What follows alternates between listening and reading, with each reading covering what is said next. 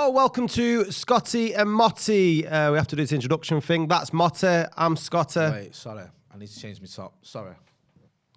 You're doing this on purpose? No, I can't. I hate being on videos twice in the same top. I've read the same top. Should we all... People like you. They don't follow you. All right. Am I doing another intro or we're just stripping on screen? All right, I'll do what I'm got to do. So whilst Jay changes his top to make the impression that we haven't done this straight after the last show, let you know what we're going to be discussing tonight. It's top 5 British actors. And I thought this was going to be a lot easier than it turned out, but my top 5 British actors, 4 of them were actually Irish. So... So that made it a little bit difficult, and I had to get on the old Wikipedia after that. Colin Farrell, did you know he was Irish? Yeah. Daniel Day-Lewis? Yeah. Brendan Gleeson? Hey, it's a good job you double checked. It would have upset a lot of people. I'm part Irish, I get away with it. Oh, that's well. So am I actually. Are you really? Yeah, my grandma. Everyone's part Irish, though. Sorry? Everyone's part Irish. They are, aren't they? It's like, you know. Shaggers, them lot. They did. They loved it, didn't they? Do you know what I mean? Where are you Irish? Though? What's the song? My grandma is half Irish. Oh, okay. From Killaloo, is it? Killaloo. I think so. I might be getting that wrong. I don't know. I've only been to Ireland once. I'm going to rectify that. I went to Dublin. Me and the missus went to Dublin, but I do want to go more. It was lovely when we went, and it's only, 50 quid or whatever. It's less than that. 30 quid Ryanair flights. There you go. That's it. Yeah, that's what we did. We flew there. So, yeah, we need to sort that out because it's God's country. As they say about Salford. My mum's family's Irish, so I've been a few times. You're very... You've got a cosmopolitan mix, your family. I am. If Manchester is a migrant city, I have the migrant DNA. I have a lot of shit going on inside. Everything except for English, to be absolutely honest. I mean, Mongrel English mank, is pretty much overrated anyway, isn't it, English?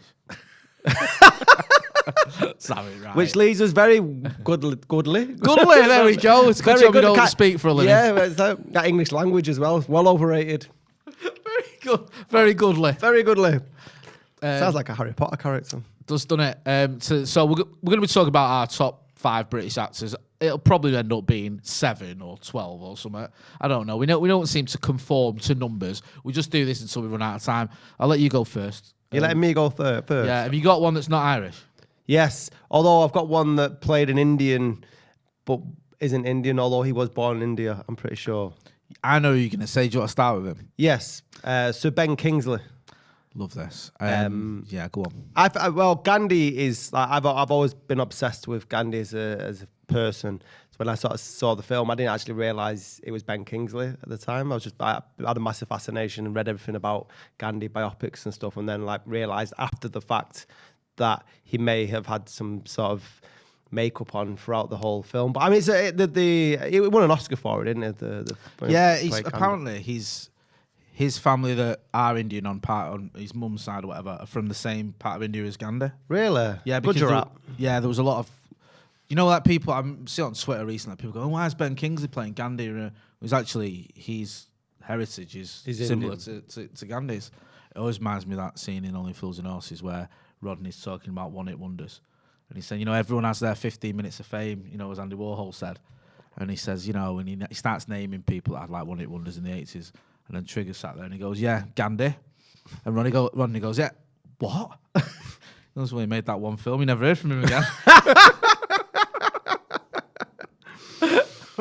But yeah, what is it about Ben Kingsley that makes him one of your top actors? I imagine that what we're going to say amongst most of the actors today is the word range, which is a bit of a cliche thing to say about actors. But I mean, if the same man can win an Oscar for portraying one of the most well-known activists in history and absolutely nailing the role and winning an Oscar for it, and then go to being one of the most psychotic baddies in Sexy Beast when he plays Don Logan. I mean, I actually prefer Don Logan as a character than Gandhi. Not as a person, but that's range, mate, innit? I love Sexy Beast. Is one of my favourite films, right?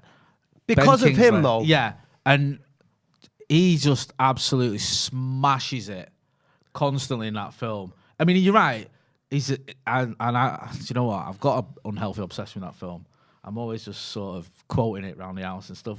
Retiring, fuck off, you're revolted. Yeah. Just stand there like Porky Pig. Like,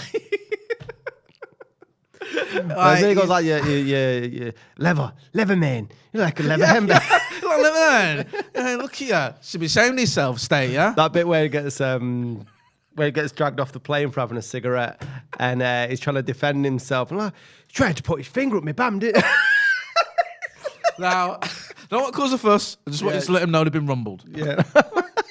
He is pure psycho, innit? Yeah. Like, and it was so unexpected, though. You put him and Ray Winston together, right? And you think Ray Winston's the dominant force in that relationship. Ray Winston, the guy out of Scum, the guy out of Nil by Mouth, the big Cockney geezer. Yeah. And you've got this RADA-trained guy who played Gandhi. And yet, there's not one moment in that film where it doesn't ring true that Ben Kingsley's bullying The Ray shit Winston. out, absolutely hammering him. Yeah, there's no point you go, this isn't real. You believe it. 100%. It was a bold move for casting, though, that wasn't it? To sort of say. Yeah, I love it. I love that film. I thought Ian McShane's great in it as well. But you're right, it was, and it works, doesn't it? Yeah, do you know what I mean? It works really well. Ian McShane's my dad's lookalike, apparently. I can see that. Yeah, that's not a bad one. That. Yeah, I like that. I thought Ian McShane in it is great. It's just a great film, that Sexy Beast. And it came around a time when there was loads of gangster films that were coming on the back of Lock, Stock and Two Smoking Barrels that were quite frankly garbage, like Rancid Aluminium and Love, Honour and Obey, just utter dross. But Sexy Layer Beast, Cake, did you like that one? No, I love it. I do like Layer Cake. I think that's the one that again was in a batch of the bad ones. I thought that was all right. But no, I think Sexy Beast. I just love Sexy Beast, and I love Ben Kingsley. Yeah, Salford, didn't he?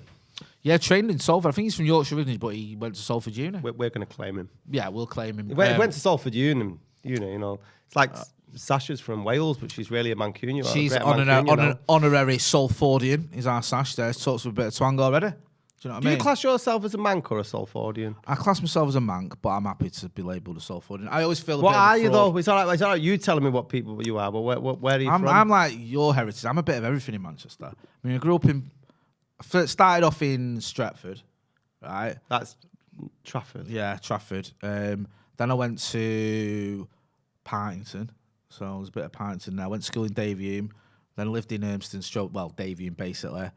Then I lived in Earlham, and now I live in Eccles. So I've lived in Eccles a few times as well over the years. So Eccles, Earlham. It's always West Manchester. Yeah, it's, West side and all that. West. Is that what you used to do that as well? Yeah, me and my gang used to do school. that. Yeah, grammar school. With our blazers on. Where was the house that you went to that we used to go back to when we worked at Wantel? When we used to go to the Asda near must be Davyhulme. Yeah, that's my mum and dad's that. Is that so? Yeah, I lived at my mum and dad's on and off. Like I moved out when I was 16, moved back in when I was 20. Because remember we were going out on some mad session. I moved out when I was about 18. And then I remember rifling around 24-hour Asdas and then going back to your house. I still have to buy, whenever I go abroad or it's a birthday or a Christmas or whatever, I still buy my mum and dad bottles of vodka because I filled that drinks cabinet full of water. With the amount of vodka bottles. You're still in debt. Yeah. We used to sit up drinking and all that, and you know what. And I just top up the bottles with water. I remember the first time I went back to your bedroom and seeing all your Yankee memorabilia. Yankee? I mean, I don't mind it. Like you had stars and stripes and all that. Like your obsession with American politics. Oh, yeah. And I was smashed out of my skull and I'm like, well, I tried. Obsessed, innit? I tried in one of my, many drug-fueled episodes, I decided to solve the JFK assassination. And this was around the time the internet came out. That's how old I am, around the early 90s, late 90s. And I was just printing off bucket loads of info about the JFK assassination, making notes. I've got a file somewhere. And it's the drunken and drug-fueled rantings of a madman. And like investigate further and need to find the source for this. And it was like, it's off key. I mean, if you... I used to get it out when I back at my house, go, look at this. I don't believe this. And then after years of investigation, I decided that Lee Harvey Oswald shot him. Really? Yeah. And if you go onto Wikipedia now, you'll see that all the citations are J. Motti 2001. Yeah, they've credited me with working that one out. Yeah. But no, Ben Kingsley, Schindler's List, fantastic in that. Yeah. There's quite a lot of films with Ben Kingsley, and I know this is right up your street, and forgive me for jumping the gun because you're probably going to say it, but his nice little cameo in The Sopranos as well as himself. Love that one.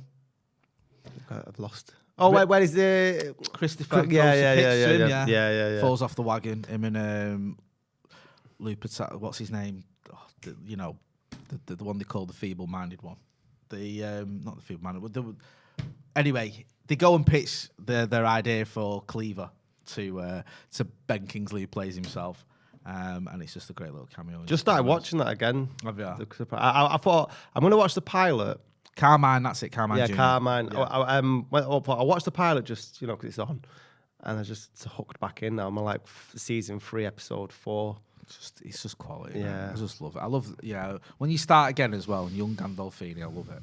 And yeah, it's just so much you miss as well. I'm really fascinated by the Dr. Melfi and Tony dynamic, and I started been reading around, and it's a really good thing on YouTube where you can see the opinions of real life shrinks as to how well Melfi dealt with Tony's character. It's really interesting. I love the fact Empire did it, I think. Right, okay, I have to check that out. So yeah, Ben Kingsley, first on list, both agree on that one. Not that this is a debate, but there's no argument there. He is top tier, and as you've pointed out rightly, Scotty, Salford's finest. We're claiming him. I'm gonna go right. You've made me think of something when you made me think of my favourite films, and I thought of one, and it's got a British actor, and I hope he is British and not Irish, otherwise I wouldn't be in trouble here. We might have to check this one. Who's in it, and it's Terence Stamp, and it's The Limey, Steven Soderbergh film. Terence Stamp in this film is just phenomenal. It's a ridiculously good performance. I don't know if you've seen The Limey. I've not. I remember we did the Gangsters top 5 years. Years ago. This is another film that I'll probably watch far too often. Basically, long story short, he's an ex-con who's just got out of jail. His daughter's has died in America in an apparent drunken car crash. He goes over to America to get to the bottom of it, and it's not what it seemed. So he decides to do investigations, and it flashes back to Poor Cow, I think it's called, a film by Ken Loach in the 60s. So they use flashbacks of Terence Stamp as a young man from that film. Yeah, and it's cut. And Soderbergh's one of the best, not just directors, but when he edits as well. Some of the cuts he does are phenomenal. So they use a bit of that, and Terence Stamp, he doesn't say his lines; he spits them out. You know what I mean? It's like every line's like, "Yeah, you tell him I'm coming," but it doesn't look like he's overacting. It looks like this is just a man who's on the edge and he's determined to do this. And it's not just that film. I think Terence Stamp, he's been in so many good films. He had a bit of a renaissance, didn't he? I think he sort of drops off the radar in the 70s and 80s and came back in, Superman 2 and films like that. And I just think he is one of the top actors, and that film and his performance in it, I just love it, and I love him. Yeah. I've never seen the film, but I've got, the 6 degrees of separation, or is it how many links to Kevin Bacon? I think I can get to Terence Stamp in 4. I think between me. So my great uncle Ettore Garofalo was the lead character in Pier Pasolini's film, and Terence Stamp was also the lead character in a Pier Pasolini film. There you go. That was 2 steps. I think. Is it 2 steps? You've just smashed it there straight away. Have you ever seen it? It's like Pasolini's films were really sort of a lot of sex thrown in there for the time in the 70s and stuff. But it was a revered performance. If you've not got a computer on, you have to try and find the name of the film. But yeah, Terence Stamp was very much sort of seen as a classically trained. We were talking about Kingsley before, weren't they? Rada and stuff. Have you seen much of these actors that we're going to talk about in theatre? No, the only one I've seen in theatre, and I'm going to go with. I'll let you go next. Anyway. There's one. Go. No, well, there's one, and we'll pick him. I'll pick him just because he's an actor in our favourite show, or one of our favourite shows. Okay. He's a lead. He's the anti-hero, you could call him, in one of our favourite shows, set in Baltimore. Oh right. Okay. Yeah.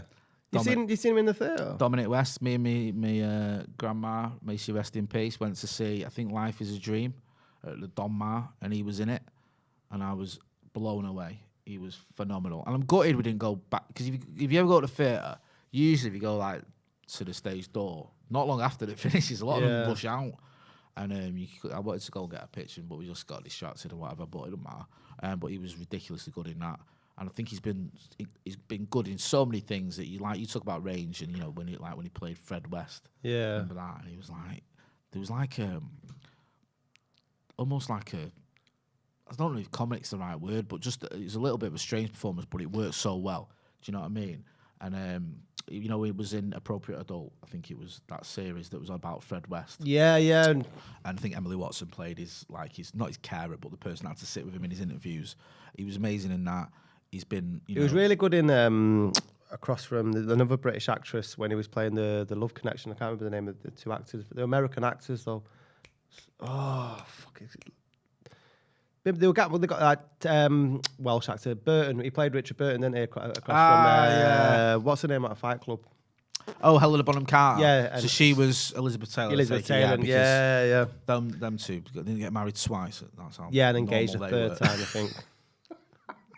Married to each other twice. He's changed. He's not changed. He's changed. No, it's all good. I did say.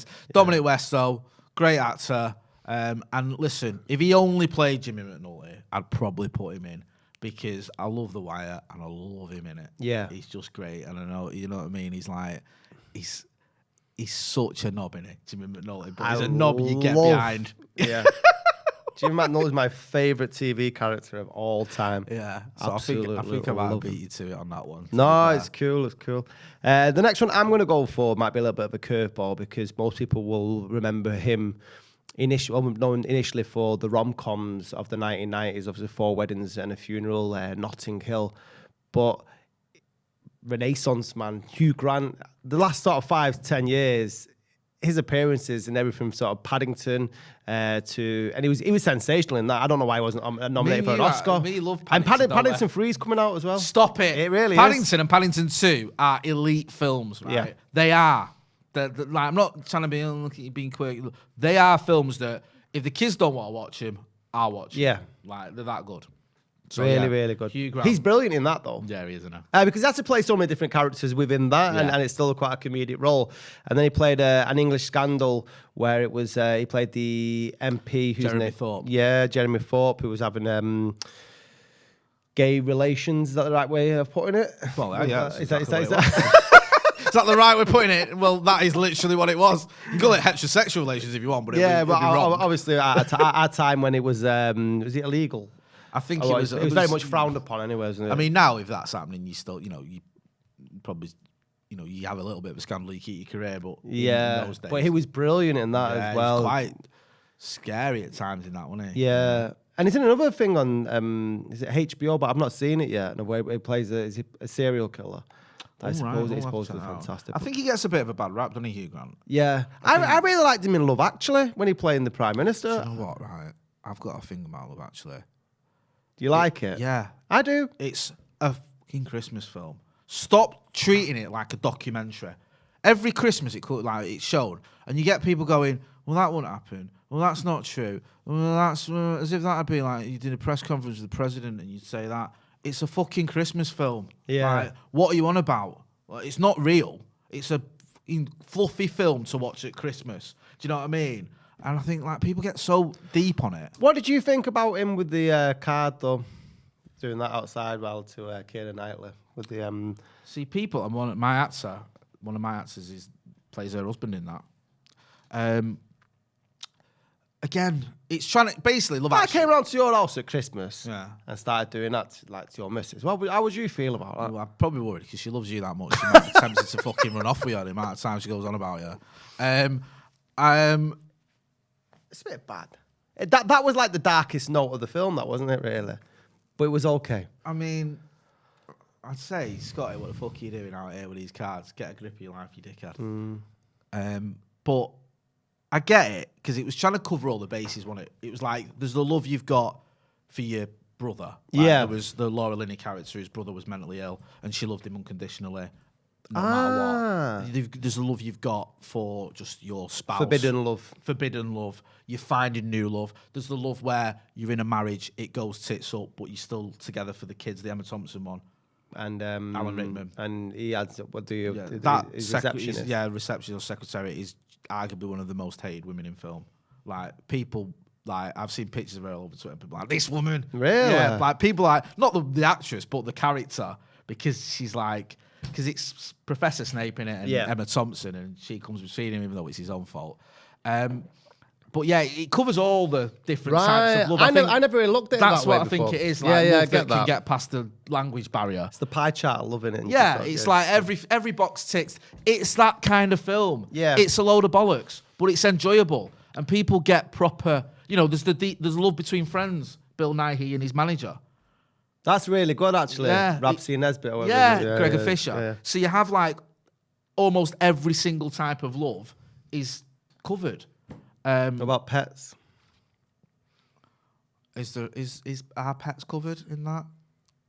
I don't know, actually. That might be a good one. Yeah, you might have found the one they missed out. And it's like people go, the bit where he's running through the airport at the end. And I've seen people saying, well, security wouldn't let that happen. Fuck's sake, right? It's not a documentary, right? It wouldn't have been a good ending film if he ran to the airport and then security just stopped him and went, you're not coming through it. And that was it would have been. Like, if it had been at Manchester Airport, he'd have been queuing for about 4 days anyway. Didn't see that. He'd have caught her no drama because she wouldn't have got anywhere. She'd been outside queuing. So yeah, it does my head in when people treat it like, oh, that wouldn't happen, or that's not true, or that's not fair, or that's. And I just think, come on, man, it's just a load of fluffy Christmas film. You know what I mean? You don't watch Home Alone and go, there's no way that kid would have outwitted those two burglars. It's harmless, and I enjoyed Hugh Grant just sort of cutting loose, and that sort of showing the side that he would go on to expand in Paddington, I think. And Notting Hill, I'm a massive Notting Hill fan as well. Notting Hill has some of the underrated lines in it. Like, people always gone about, I'm just a girl standing in front of a boy and all that, and how small it is. But it's a rom-com. Yeah. But I think Hugh Grant is brilliant in that. I like when he goes whoopsie-daisy when he's falling off. That scene, when he says, it's that crazy. So it's not even that funny, but for some reason it's him again. He's good in that because he cracks me up when she says, like, can we go in here? And he says, no, you're not allowed. And he says, she's like, oh, what's you do? You told you. Well, some people do as told. I just do what I want.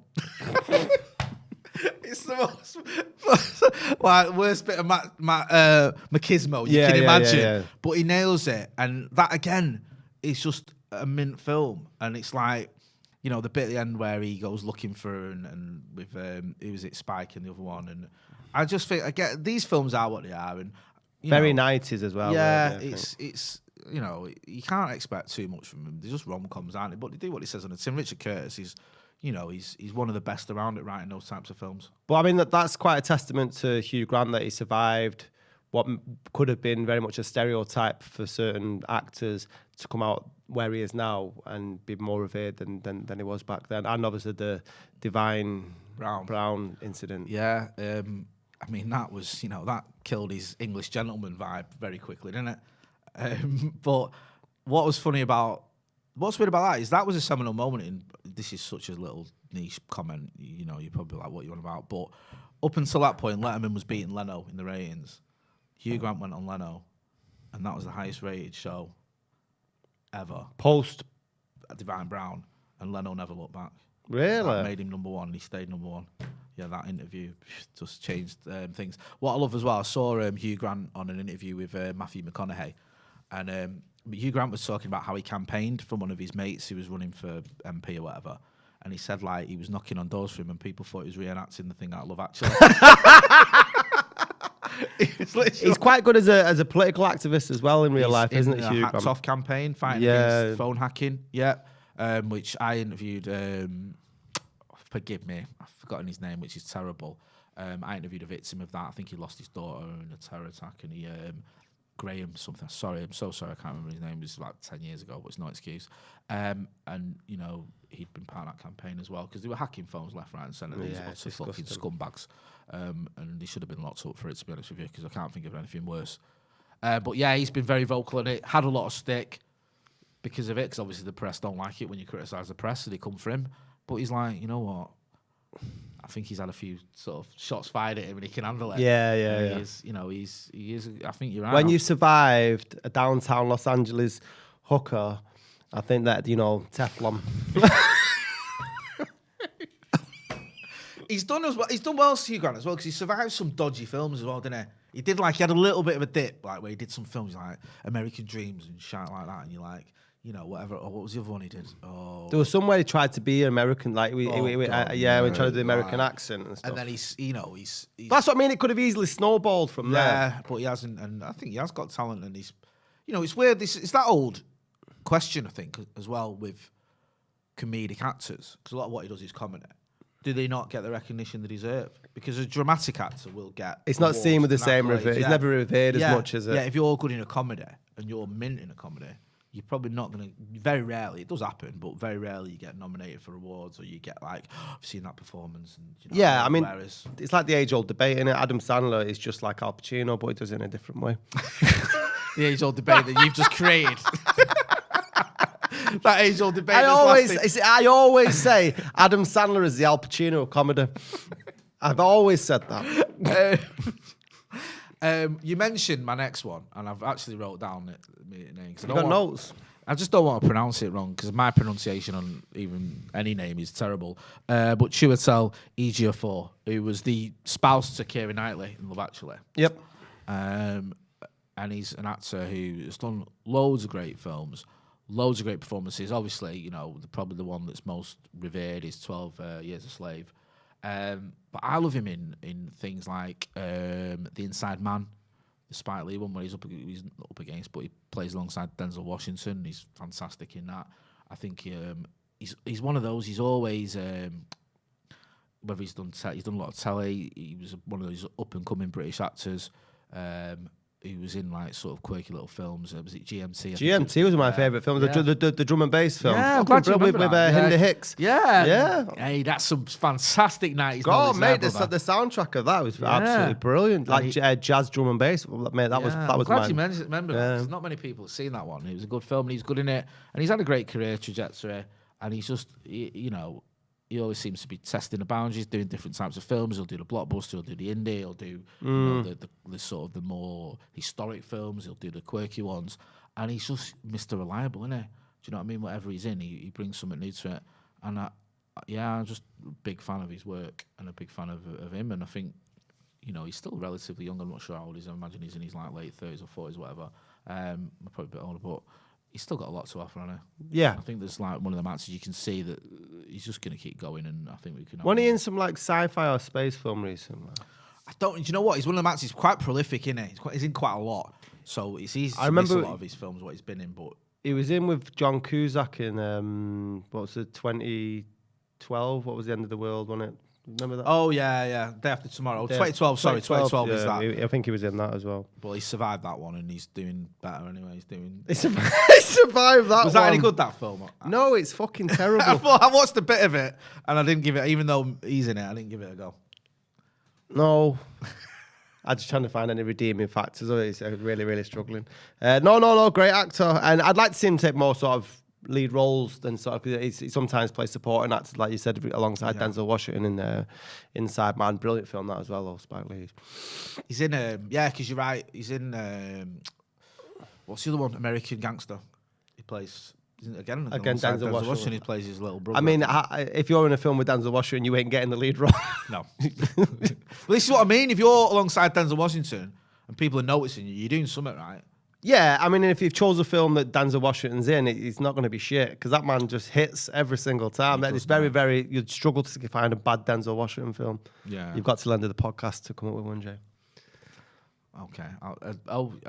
Right, we've got minutes left. Right, I've already got one, but go on. You've already got one? Yeah. Heart Condition with Bob Hoskins. Shite. Denzel Washington and Bob Hoskins? Yeah. I want to see it just for the lineup. Bob Hoskins is a racist copper, and Denzel Washington dies, and Bob Hoskins ends up with his heart, and his ghost sort of haunts him, sort of thing. And like, I've got to see this film because it's so bad. Like, it's honestly, I like Bob Hoskins as well. He could have very much made this list. And Good Friday? Is it Long Good Friday? Oh, one of the best of all time, that film. But yeah, fucking hell, bro. I need to see Bob Hoskins. Do you know what? Let's have a little bit of a. Let's have a look. What I know, it's not the be all and end all. Let's see what Rotten Tomatoes. Producer Sash, have you heard of Heart Condition? No. Read the premise out. Sell it to me. Right, Heart Condition film. It might not even have a fucking page here. Oh yeah. So, Heart Condition is a 1990 American buddy fantasy comedy film starring Bob Hoskins, Denzel Washington. I mean, it's just basically, it's not got the premise here. Has it got a tagline? It's got 10% approval rating on Rotten Tomatoes. So you can imagine how... So it's not everyone hates it. Just 90% of the critics that watched it. Here's the little bit of a movie info. Racist police officer Jack Mooney, Bob Hoskins, has a vendetta against Napoleon Stone, Denzel Washington, a charismatic black lawyer who is sleeping with Jack's old flame, Crystal Gerry, Chloe Webb. Jack has a heart attack, but his life is saved when he receives Stone's heart, since Stone died mysteriously the same night as Jack was stricken. Stone is not completely gone, however, and has a ghost he is all too happy to give Jack advice on how he should do his job and live his life. I mean, it's pure... shite. What year was that? 1990. Right. Okay. I mean, if it wasn't for the fact that both Bob Hoskins and Denzel Washington had decent careers before that and were very talented, that could have been the end of them. Yeah. Wow. That's one you don't recover from if you're less talented. But they obviously did put that behind them. So yeah, heart condition. Shite. Right. Avoid at all costs. And on to our next British actor, who doesn't really get credit for being British. Starred in one of my favourite films of all time, one of the best soundtracks, which was one of the ideas. I've actually come up with another great soundtrack that would have been American Psycho. Christian Bale. Ooh. What an actor. That role alone, it was just, seminal. I think it was for his career as well, wasn't it? That really took off. In American Psycho, where he plays Patrick Bateman. It's just such a good film. Again, we cut the quotables. Sasha's in the room, and I don't want people clipping up the stuff, so I'm not going to. I'm not going to repeat half of the monologue out of American Psycho. But also the fighter, he was brilliant in that way. He's playing Mark Wahlberg's erratic. Is he a druggie? I know he's he's a crackhead. Crackhead brother. The Machinist, where he's playing where he lost so much weight. The insomnia, he fucking felt. I don't know if you struggle from insomnia, but that was. Mate, that was bad. And then you go to, for me, he was the best Batman. Yeah. I think without question, really. Yeah, I think that's a fair comment. I quite like some of the others, but I agree. Yeah. Just hits after hits. Again, I just think he's an absolutely brilliant actor. Is he Welsh? Yeah, he's Welsh. Producer Sash is loving that Welsh. The Welsh mafia in the house. Is he related to Gareth? I mean, cousins. Third cousin removed. It's like Ranulph Fiennes and Ray. Sort of connection there. He's one of the few actors as well who successfully made the transition from child actor to adult actor, innit? Yeah, because he was in Empire of the Sun, obviously Spielberg film, ridiculously good in that. J.G. Ballard, I think, sort of autobiographical film about being in Singapore when World War II popped off. He's amazing in that film. Imagine being 10 or whatever he was in a Spielberg film. When you're in every scene, basically. And then a lot of child actors like that, Macaulay Culkin or whoever, they don't have the career of a superstar adult actor, but he has. You mentioned that The Machinist, dark film, very dark.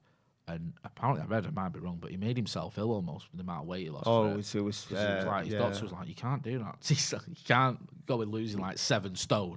But he does that. I mean, he's method acting. He's also in another one of my favourite films, American Hustle. He was fantastic in that. And I imagine you enjoyed him in being the American political enthusiast that you are when he played. He didn't play J. Edgar Hoover, did he? Who did he play? He played in politics. He played alongside George Bush.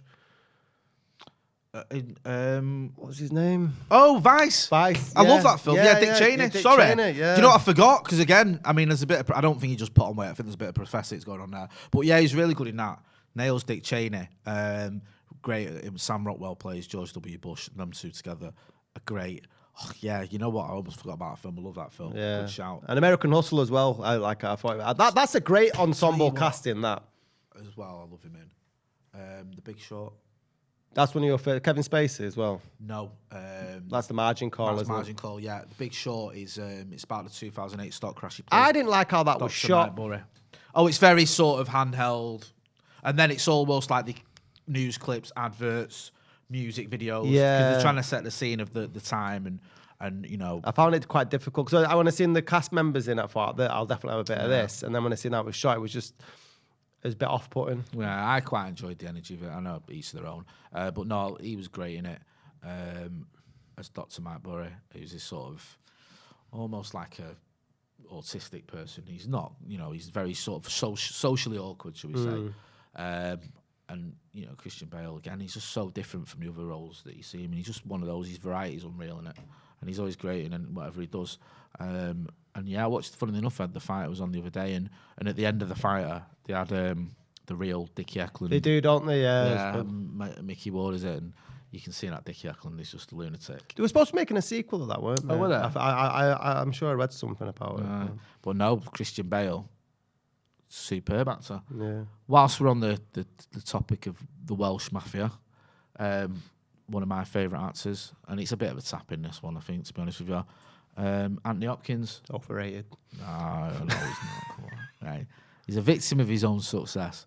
I've always loved having Anthony Hopkins, and I think he's almost like a bit of a late bloomer in way. He's been going for years, but I think he really found his form, didn't he, when he was in his 50s and 60s with Hannibal Lecter and the films that came after that. Obviously, playing Hannibal Lecter in other films, but it wasn't everyone's cup of tea. Even though he got nominated for an Oscar, some people thought he overdid it, but I quite enjoyed him in Nixon. I love that film. Yeah. And then he's, Remains of the Day, which again, Merchant Ivory, you think, really? But that film, I thought he's amazing in that film. He really is. And he typifies like that sort of stiff upper lip of Englishness in the 1930s and 40s of knowing your place, not rocking the boat, doing as you're told when you're in a certain social sector. And there's parts of that film, it's so sort of almost anger-inducing in that film. And there's times when you want to throttle him because it's set in the sort of 30s when Hitler's on the rise, and there's a certain Clevedon set, as they were called, who are pretty much pro-Nazi. These are in England. These are the gentry who think that actually if Hitler wants to get rid of the Jewish people and if he wants to beat communism, it's not that bad. And he's sort of told through this fictional story of a butler who falls in love with the housekeeper because he's don't know, he doesn't do anything about it. Have you read the book? No, I haven't. I'm going to get this wrong. It's Iguero? Yeah, I know what you mean. Yeah, but yeah, I mean, Anthony Hopkins is one of those actors who just keeps going. He's obviously won another Oscar, didn't he, for The Father, I think. Have you seen The Fastest American is it The Fastest Indian? The race I haven't. So, a lot of people rave about that film. Yeah. I've never seen it. There's loads of films he's done that I've not even seen, but there's a lot that I have. And I just think he's a genuinely, amazingly gifted actor. I think he is. I think he's won Oscars and won. I know that's not the be all and end all, but been nominated so many times because of his talent. And I think his most famous role, Hannibal Lecter, is truly iconic. Do you know what I mean? And you can't imagine anyone else doing that. No, not at all. I know there's Brian Cox played him in a different film, and I think he was your man from one of your films. The Danish actor played him in that TV series as well. But it's not the same, is it? It's always Anthony Hopkins. So yeah, he's in my top 5 all day long. Did you like Meet Joe Black? You talk about Heart Condition as one of those films where you go, that's one of those where, how were they in it? Yeah. Brad Pitt. And that should be like a double billing from, I mean, you look at it, you go, wow, now we're talking. And that is genuinely one of the stupidest films ever. Isn't it? I got dumped watching that. Really? I don't know if it was like a response to how bad the film was. Did you take someone to the cinema and she went, if you're taking me to watch this is that bad, I'm going to finish it. She walked down and said, Meet Joe Whack. That was great. We got dumped outside the Apollo. Well, really? It's the Odeon. Remember the Odeon on top of Oldham Street? Yeah. Top of Oxford Street, the big one. Yeah, got tickets to the premiere of Meet Joe Black. The premiere? Mm. Oh. Well, how come she dumped you there? That's a bit harsh, isn't it? Out on a date and that, and you got a ticket. After the film? After the film. She watched the film. I presume she was into Brad Pitt and she wanted to go and watch it and stuff. No, that's so you know when that sort of thing happens, you can't watch the film back again. No, that's it. I mean, she's done you a real favour there, though. 2 weeks we were together. Oh, well, in that case, that's not even really dumping, is it? Come on. I was young then. How old were you? I don't know, 20 something. When did it come out? 99. I want to say something like that. Late 90s. It's fucking awful film. It's got one of the worst, most ridiculous scenes in cinema history as well. Where he's crossing the road. Yeah. He gets run over by that car and he keeps looking back. What the fuck's that all about? And then he comes to in like the end of the film in a mansion. Yeah. And he's like, what's going on here? Do you know what I mean? It's just as a concept, it should work though. I just think it's a remake. It's been done before. Death Takes a Holiday, I think, is the original one. Yeah, the script should work, but no, it It doesn't. No. It's just not very good. So yeah, apart from he has. To be fair, Anthony Hopkins has made some duffers. Yeah. He's one of those who, like, not a jobbing actor, but if you offered him his fee, he'd do it. Yeah. Do you know what I mean? There's a lot of films there where you go, that's not great. But he holds his own in anything. And even in Meet Joe Black, which is shite, I think he's all right in it. It wasn't down to him. Why No, I don't think anyone could have saved that absolute turkey. No. Right, next up, I'm going to talk about someone we mentioned before the show, Ray Fiennes. I'm not saying it because I'm struggling, but he actually is one of my favourite actors. Yeah, really, really is. The Constant Gardener, John le Carre film? Yeah. One of my favourite films of all time. I absolutely love that. Massive fan of Rachel Weisz, Mrs. Daniel Craig, isn't she? Yeah. Still waiting for that one. Just put it out there, that Constant Gardener, The English Patient, is fucking brilliant in that. Another fantastic book. You got to talk about Voldemort. He who shall not be named. He shall. You like Harry Potter though, don't you? No, my missus and the kids love it, but it's kids with sticks to me. But he's all right in it. I mean, he's very scary. Yeah, he does his job. Do you know what I mean? He does what he says on the tin. I actually missed the opportunity to have dinner with him. Really? Yeah, because and this isn't a made-up story. This isn't what I lie to you. I used to live with Christian Scott Thomas's daughter at uni, Hannah. Who was a mate of mine, and we lived together. We went to the same uni, we was in the same class, and in the final year we lived together in a house near the uni. And I think a few of them met up with him and her mum, like, for something to eat, and I was working or something. Oh man! So I think I missed an opportunity. So. Did they say he was all right? He always seems like he's a decent. Yeah, I think he was the ones that went said he was dead nice, just lovely. And we were talking at the beginning with Ben Kingsley for his gangster appearance, and we were talking about a lot of the films around that time were really bad. He plays also equally a brilliant gangster in Bruges.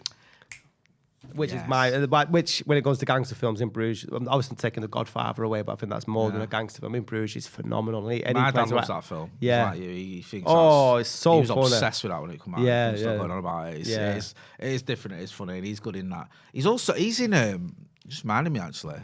Ray Fiennes. He's in Red Dragon, the remake. Red Dragon in it. Yeah, I forgot about that. He's another one. Do you know what he's good in? Have you seen there's the trilogy, the Warwicker trilogy? With Bill Nighy, Page 8, and Salt in the Battlefield, and Turks and Kairos. He plays the Prime Minister in that. He's really good in that. It's like a trilogy of films. Like I think they're made by the BBC or something. Bill Nighy's like an ex-MI5 agent or something. Oh, they're on Netflix, aren't they? Yeah. Is he in that? I didn't know he was in that, right? Yeah, he plays the Prime Minister, and there's shady dealings going on with the Americans, and it's like he's sort of in the back pocket of the Americans, Ray Fiennes. But he's just great. He wears heartbreak so well on his face, especially in The English Patient and Constant Gardener, when he obviously loses the love of his life in both films, and it's just you just feel the weight on him. Do you know what as well, right? You've got this guy who's again classically trained, rather all the rest of it. But for me, him in Schindler's List again. Yeah. Fucking hell. Like, evil personified. And what I like about that film is the Nazis aren't just these two-dimensional caricatures. These are people, and it's like you get to learn and see their motivations and see their thought process. Yeah. And you need to understand that. You can't just dismiss like them as just these fictional characters. These are real people. Like, why did they think like that? What was going through their mind? How did they act? And things that he does in that film. People hate that though, because they hate why you're humanising that. You have to, because it makes it more horrific. The fact that they are the horrible humans, but the humans. I know you can say, well, they're not even human. Well, they are. I mean, obviously the scum, but you have to sort of treat them in a film or in like Bruno Ganz in Downfall as Hitler is one of the a great performance.